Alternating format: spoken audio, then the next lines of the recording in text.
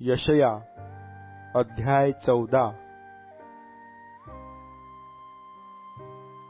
कारण याकोबावर परमेश्वर दया करील, तो पुन्हा इस्रायलास निवडून घेईल, त्यास त्यांच्या स्वदेशात वसवील।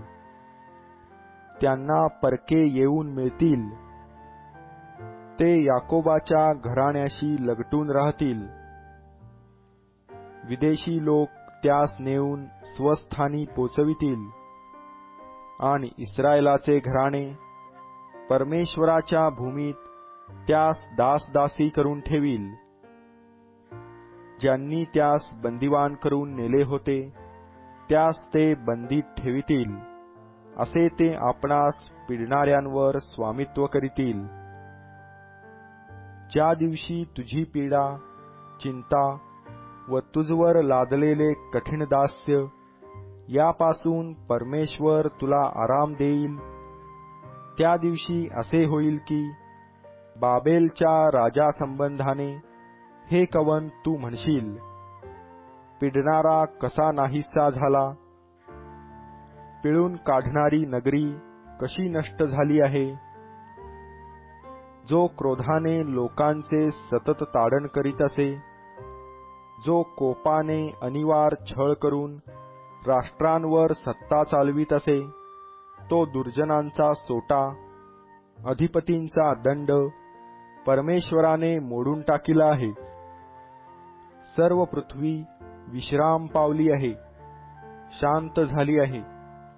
लोक गाण्याचा गजर करीत आहेत। सरूची झाडे व लबानोनावरील गंधसरू तुझमुळे हर्षित होऊन म्हणतात, तू पडलास तेव्हापासून आम्हावर कुऱ्हाड चालविणारा कोणी येत नाही। खाली अधोलोकात तुझ्या स्वागतार्थ गडबड उडाली आहे। तो तुझसाठी पृथ्वीवरील मरून गेलेल्या सर्व प्रमुखास जागृत करीत आहे।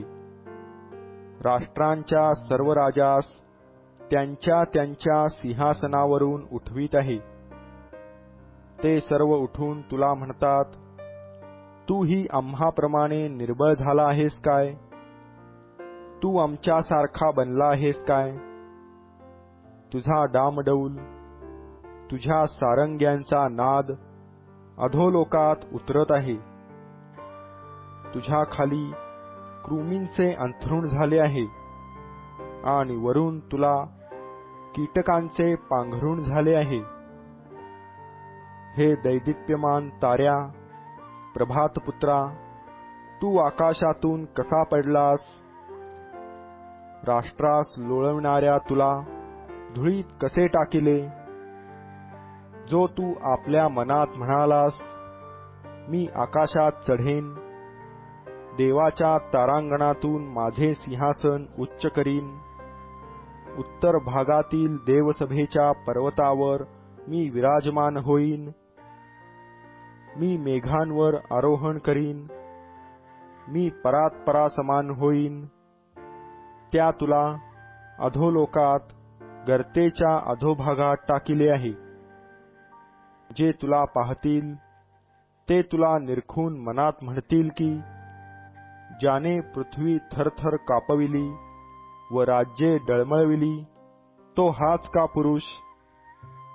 ज्याने जगाचे रान केले, त्यातील नगरांचा विध्वंस केला व आपल्या बंदिवानास मुक्त करून घरी जाऊ दिले नाही, तो हाच का पुरुष? राष्ट्रांचे राजे सगळे आपापल्या घरी गौरवाने निद्रिस्त आहेत, पण तुला फेकून दिलेल्या फांदीप्रमाणे आपल्या थडग्यापासून दूर झुगारून दिले आहे। वधिलेले, तरवारीने विंधिलेले, गर्तेच्या धोंड्यांमध्ये पडलेले, यांनी तू वेष्टीला आहेस। पायाखाली तुडविलेल्या मढ्यासारखा तू झाला आहेस। त्यांच्याबरोबर तुला मूठ माती मिळणार नाही, कारण तू आपल्या देशाची नासधूस केली व आपल्या प्रजेचा वध केला। कुकर्म्यांच्या वंशाचे नाव कधी मागे उरणार नाही। वडिलांच्या दुष्कर्मास्तव त्याच्या पुत्रांसाठी वधस्थान सिद्ध करा, म्हणजे ते उदयास येऊन देश जिंकणार नाहीत. पृथ्वीचा भाग नगरांनी व्यापून टाकणार नाहीत. मी त्याजवर उठेन, असे सेनाधीश परमेश्वर म्हणतो.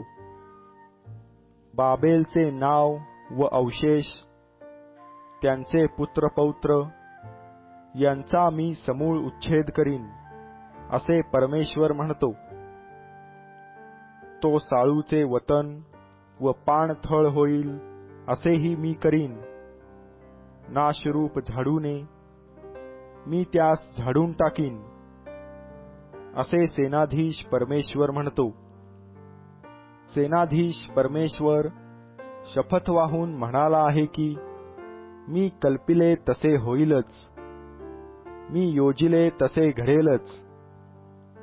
मी आपल्या देशात अश्शूरचा चुराडा करीन, माझ्या पर्वतांवर त्याला पायाखाली तुडवीन. तेव्हा त्याचे जू त्याजवरून निघेल, त्यांच्या खांद्यांवरून त्याचे ओझे उतरेल. सर्व पृथ्वीविषयी योजिलेला संकल्प हाच आहे, सर्व राष्ट्रांवर उगारिलेला हात हाच आहे.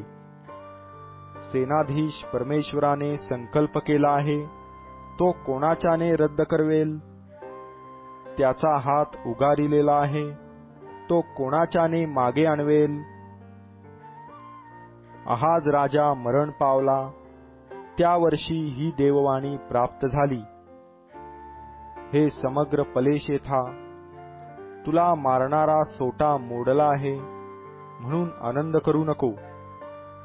कारण सापाच्या मुळातून फुरसे निघेल, त्याचे फळ उडता आग्यासाप होईल. गरीबातले गरीब पोटभर खातील, गरजवंत सुखाने झोप घेतील. तुझे मूळ मी क्षुधेने मारीन व तुझा अवशेष वधितील. अगे वेशी, हाय हाय कर. अगे नगरी, ओरड. हे पलेशेथा, तू सर्वस्वी वितळून जाशील, कारण उत्तरेकडून धूर येत आहे. त्याच्या सैन्यांपैकी कोणी चुकून मागे राहणार नाही.